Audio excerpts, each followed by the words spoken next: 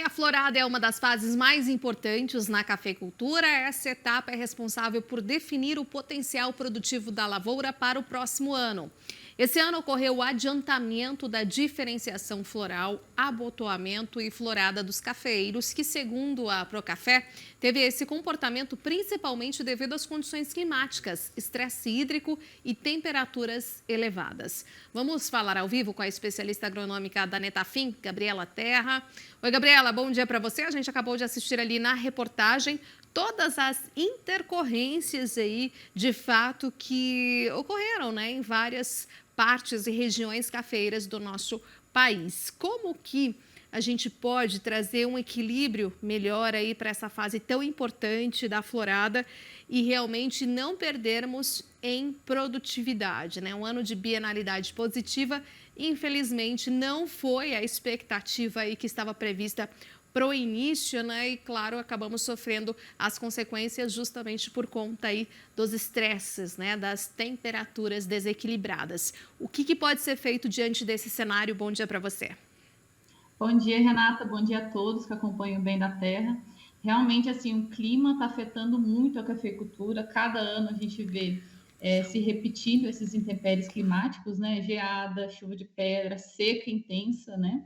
E, como você disse, a florada é uma das fases mais importantes para os cafeicultores, porque ele vai determinar o potencial produtivo do ano do seguinte, né? Do ano seguinte. Então, para isso, a gente tem que garantir que a planta chegue na florada com menos estresse possível, né? Que ela tenha folhas aí para segurar essa florada, para a gente garantir essa florada. E o que a gente sofreu aí nesse ano, né? Até agosto, o déficit foi muito pior que 2021, déficit hídrico do solo. E isso impactou muito no pegamento da florada, né?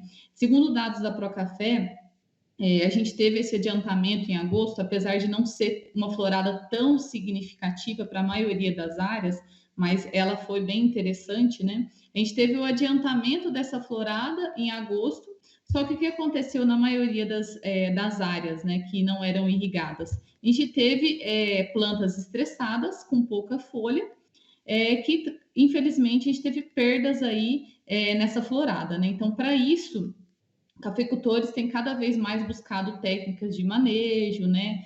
Principalmente irrigação, para ficar menos dependente do clima, para mitigar esses riscos que a gente vem sofrendo no decorrer dos anos, né? Igual passou na última reportagem aí.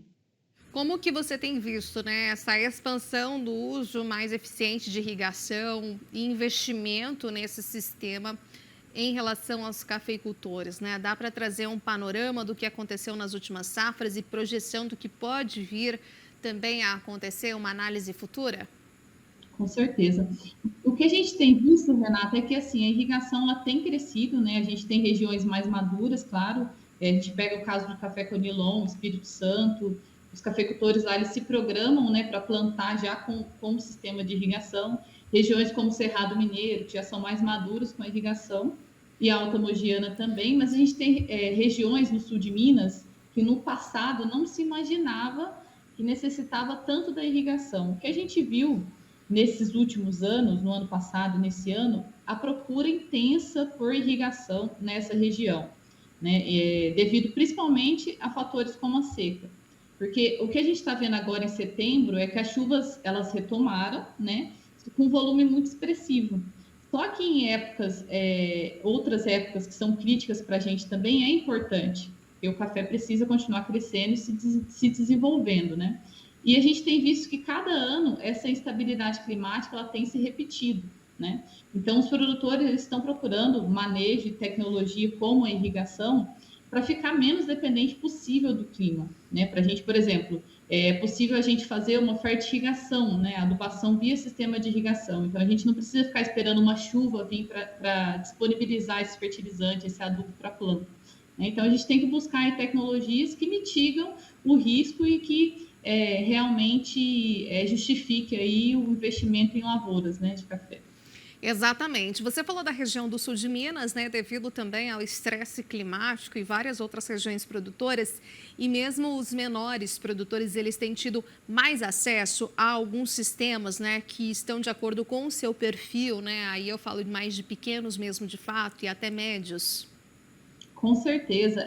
O importante é isso, a gente tem tecnologia que atende todos os níveis de cafeicultores, né? E o sul de Minas, ele tem um grande número de pequenos cafeicultores e a gente tem tecnologia, sim, que atende esse perfil de cafeicultor, né? O importante é a gente sempre procurar estudar o caso, né? Entender qual que é a realidade dele, para a gente fazer um projeto bem dimensionado que seja viável para ele, né? Mas a gente tem tecnologias que atendem desde pequeno, médio e grande produtor. E o importante é assim, a gente levar parâmetros em consideração, independente do tamanho da propriedade, levar em consideração parâmetros agronômicos, né, de clima, de planta, o operacional da fazenda. Então, tudo isso, quando a gente pensa num projeto de irrigação, a gente leva em consideração. Por isso que é importante, no momento que o pequeno ou o grande cafeicultor procure essa tecnologia, procure por profissionais que levem tudo isso em consideração para chegar numa época como a florada, ele ter um projeto que realmente atenda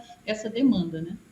Perfeito, então, Gabriela. Muitíssimo obrigada, viu, por sua entrevista aqui. Até umas próximas oportunidades. Grande abraço, boa Obrigada, terça. Tiago.